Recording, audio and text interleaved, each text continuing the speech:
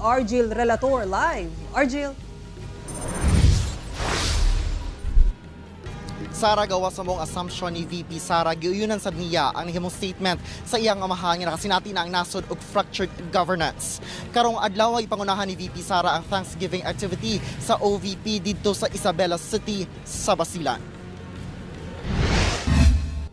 Hindi ako tao na nagpapaareglo. Tsaka hindi ako tao na nabibili ng pera.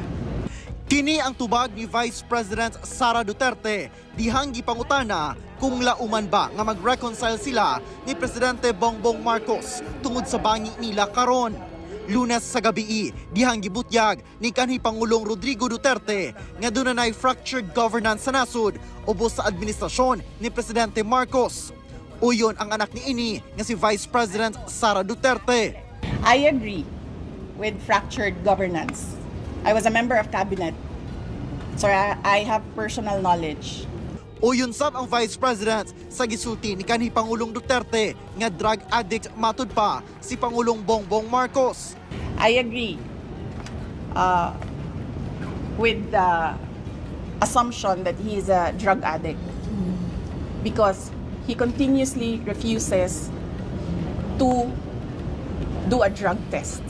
Mine is assumption. I think the former president has evidence that he really is a drug addict. Hagit karon ni VP Sara nga magpa-drug test ang tanang ana sa gobyerno.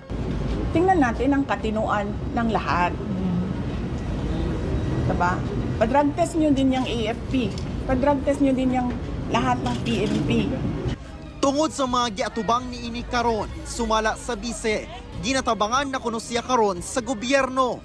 We are actually preparing right now list of proof that they are the whole of government is going after one person, and that's me. Ginapangayuan pa og pahayag ang Malacañang labot sa gipahayag sa bise. Sa seguridad sa bise, dili na matud padawaton ni VP Sara o galing dunay idugang ang Presidential Security Command nga security personnel niya, sanglit wala na siya salig sa bisan kinsa sa karon. Karong adlaw, mitambong si VP Sara sa Thanksgiving activity sa Isabela City sa Basilan, subay sa anniversary sa Office of the Vice President. Mibisita sab siya sa Busay Elementary School sa maong lungsod alang sa tree planting activity, subay sa A Million Trees campaign sa ahensya.